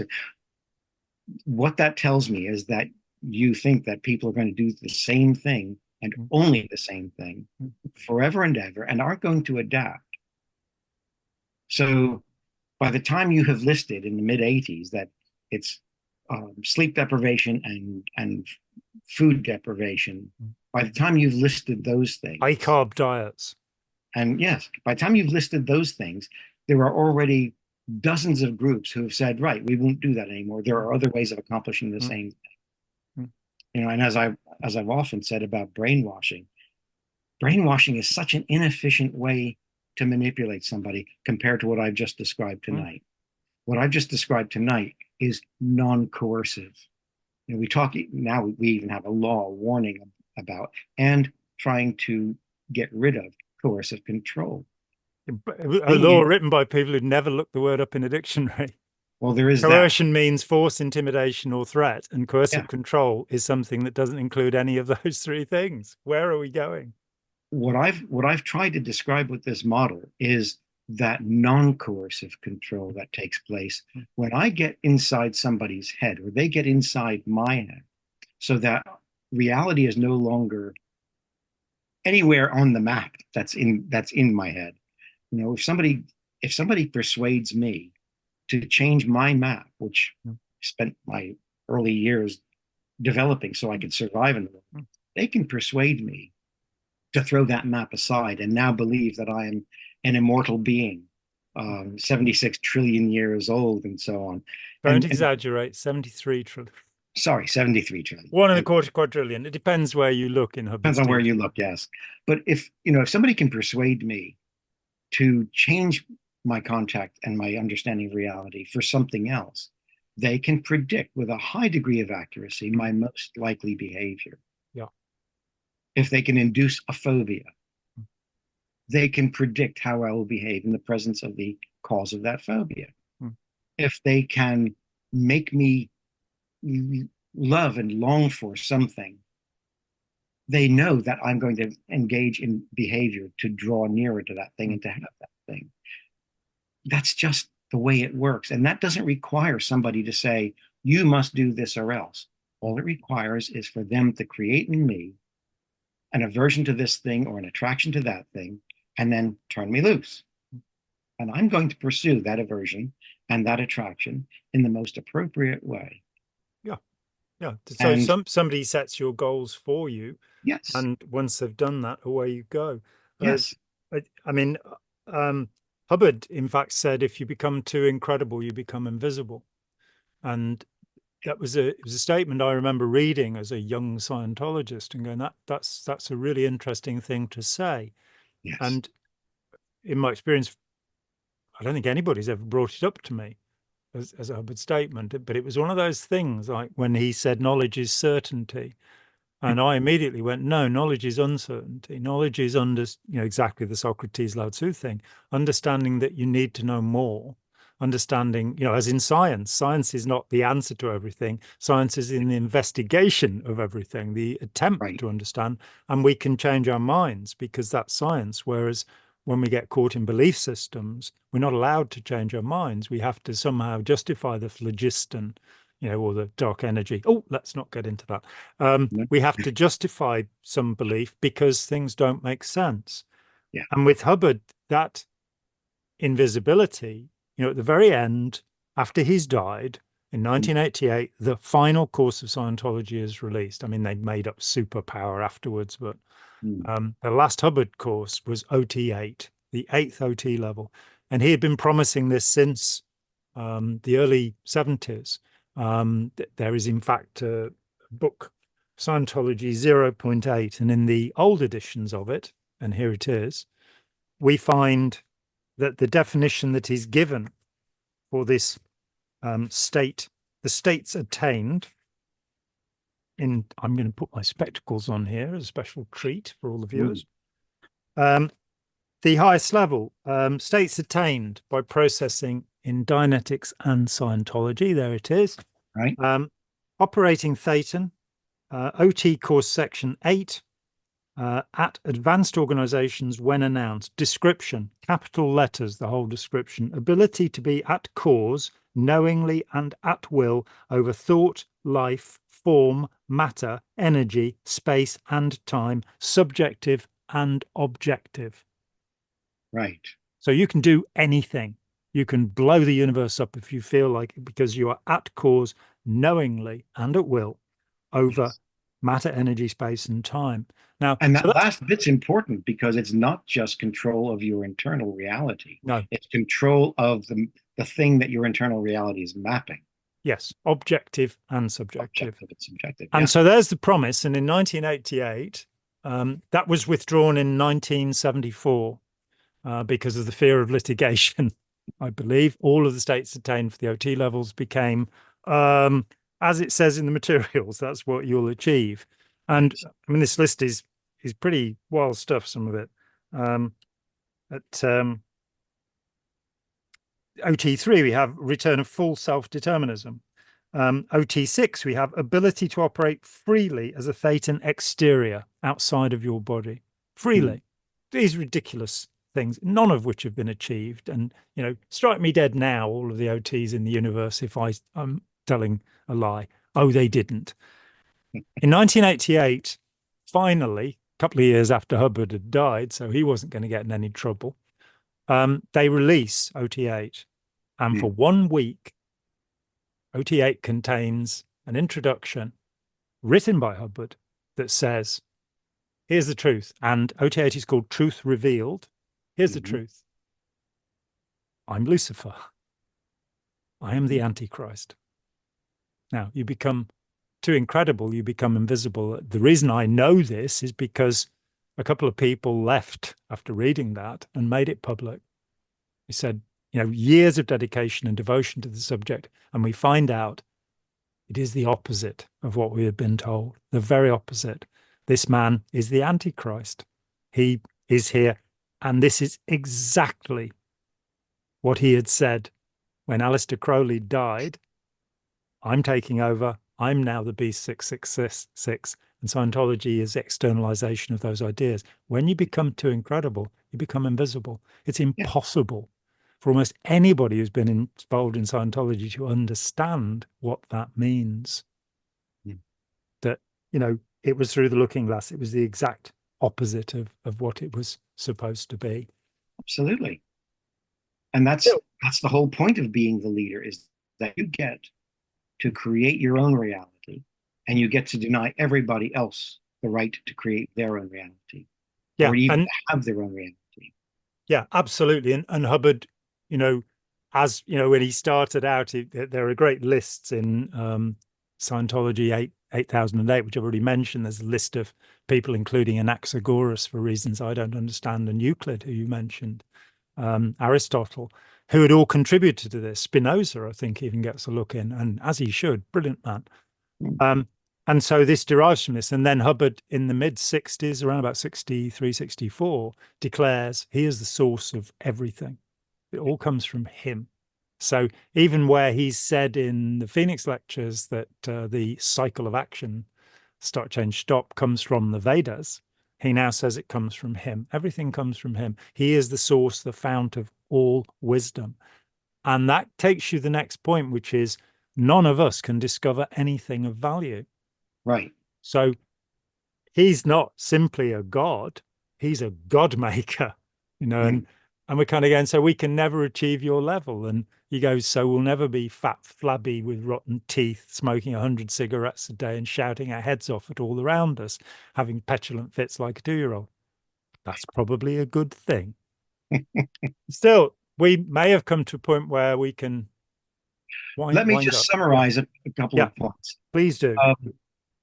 The first one I've already mentioned, and that is that control in this system, when somebody takes over the system instead of allowing us to operate it ourselves, control is this destructive manipulation I've mentioned before.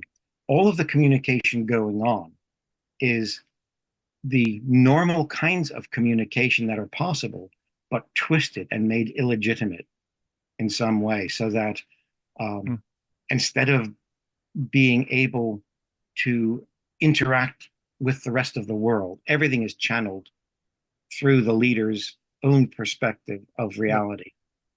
And we just have to go on with that because we can't, in legitimate communication, we can look around the corner. In illegitimate communication, we cannot. We're not allowed to. That's right. The second thing is that, for me at least, in my experience, the model has been pretty much universal. There are different groups that emphasize some parts of it more than others. That's largely due to the nature of the group itself. In large group awareness training, the leader is so much more important, still manipulating the other things and still giving people these subjective experiences which they think are proof that the awareness training works. You just have to watch videos of some of these people work to realize they're getting in people's heads and they're making them have experiences which they then attribute great value to and great meaning to. But it really is all about the leader. People will argue over whether you should go to this LGBT leader or that one, because it really is the personality group that is in the ascension there. But that, from my experience, this is universal, both because it applies to everything I've encountered, but also because it holds everything else. I can take Steve's bite model and find it there. I can take Lifton's 8 points and find them reproduced in all of these areas. Margaret's wonderful analysis. It's all in Margaret there. Singer, yeah. Margaret Singer, sorry, yes, Margaret Singer. And Steve Hassan and yeah, Steve's Lifton. bite model. It allows for a recognition. I guess you could say it's another pattern which allows us to recognize novel situations, which is kind of a definition that goes around on itself. Never mind. The third thing is the flexibility of it in recognizing potential for harm. Whenever I see somebody who's been taught to conform to the way everybody around them is behaving, I don't need, I can watch I can watch Kenneth Copeland blowing on people's faces so that they fall over. I don't need to ask what's going on here. It's what I've seen go on in so many other groups that pretend to be the same thing. When I first had my first encounters with TB Joshua's group in Nigeria, I recognized what he was doing because I have seen it. I've seen that same pattern of abuse so many times before. So there is a flexibility in being able to see new and novel situations and see the underlying pattern. And the fourth thing that I want to say tonight is something that I encounter again and again, and that is that in controlling our internal reality, the leader ends up internalizing himself or herself into us. So many times I have heard people say that the thing they were struggling with was that they could hear or imagine the leader contradicting something that they were trying to do or trying to say or trying to understand. And I've seen it come out in so many different ways that in some cases, I can remember my early encounters with members of the Divine Light Mission. They had begun to acquire Maharajji's accent. Yeah. We're talking about somebody from Scotland or somebody from Hull or somebody from Liverpool. Or Hubbard's handwriting. I saw various people emulating that. Captain Bill Robertson had it almost perfectly. It was just his capital A that was different. And as people listened to the hundreds of lectures on the Saint Hill Special Briefing course, they'd start going, all right, good, thank you. that kind of internalization means that when they're trying to re-examine the belief system that they're leaving, they're almost simultaneously getting bits of lecture in their heads contradicting what they're doing. And there's a real struggle that goes on for some people. Absolutely. And I hope somebody with them will watch this video and get in touch with me again. Scientology kids, a group of people who grew up in Scientology. They're not kids anymore. I made a comment, perhaps at Tony Ortega's bunker, about the slogan put downs in Scientology.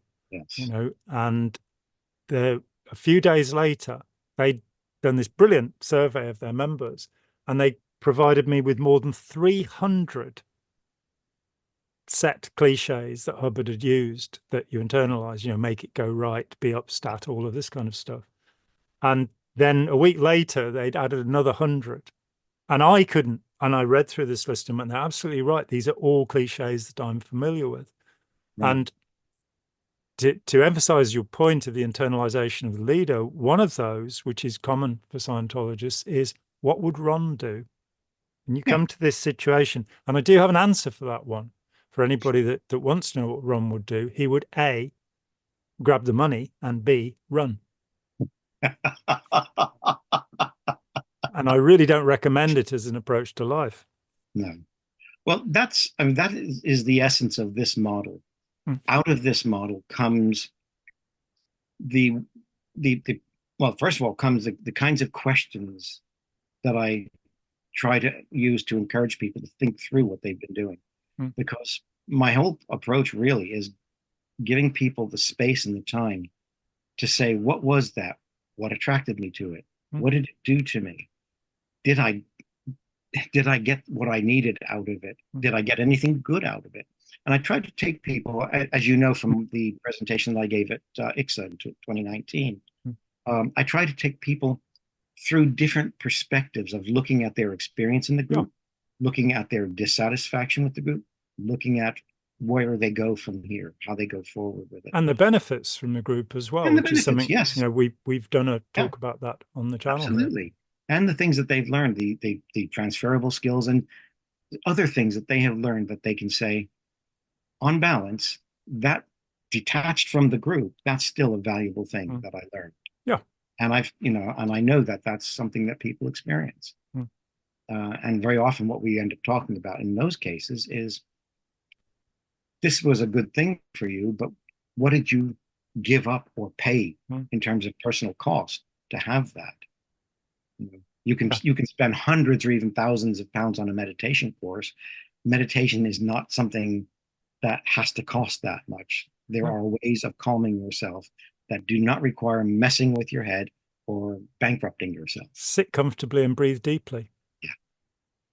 And listen to some nice music. Listen to some nice Indian classical music or some lovely Renaissance polyphony. Great.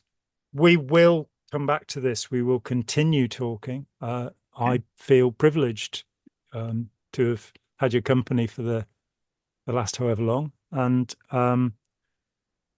I will, Spike will let you know when this goes up so you can have a look at trawl the comments and hopefully answer some questions, and we can perhaps return to any questions that people put forward. And let me say, as I said at the beginning, that I've been doing this for 40 years and I respect your work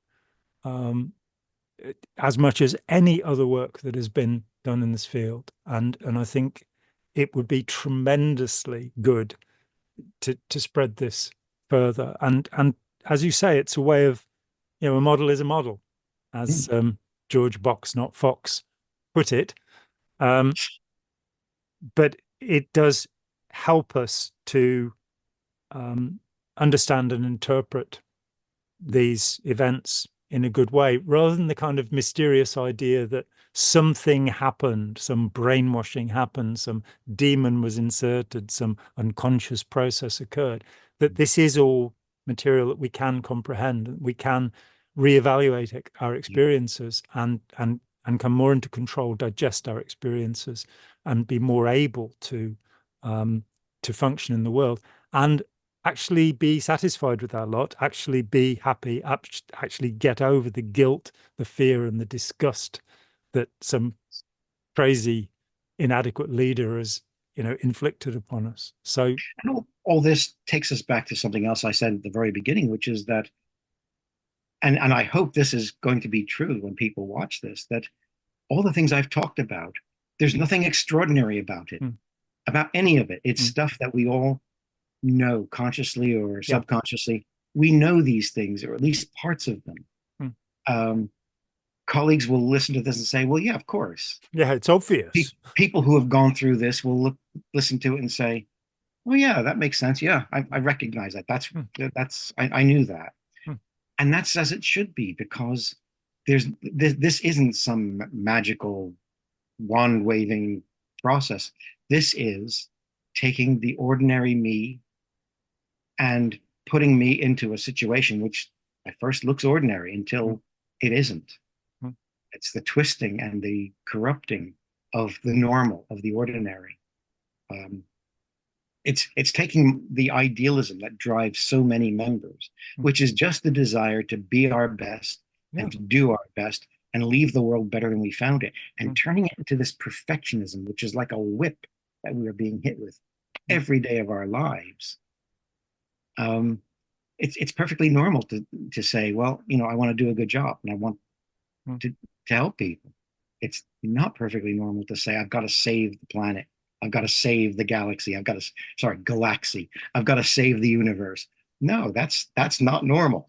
I'm not normal, you mean? It's not realistic. It's certainly not realistic. It's detached from, it's the map detached from the reality it's supposed to represent. And so people coming back to reality and being able to say, I'm me, and that's good enough. I don't have to be wielding supernatural powers and making cars not crash into each other or whatever. I can just be me. Yeah, and Atlas is holding the world on his shoulders. We don't have to.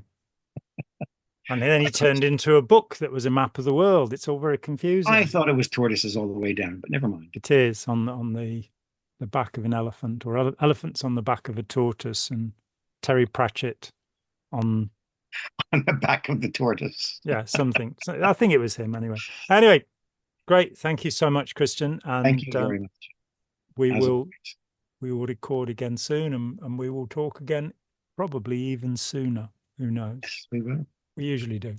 Thanks so much, Christian. My pleasure. Hi, John here. Thanks for watching. We'd appreciate it very much if you would click like, as well as subscribe, and click the bell for notifications. Every dollar helps, and we welcome new patrons on Patreon, or you can make a one-off payment with any currency through PayPal. Thanks so much.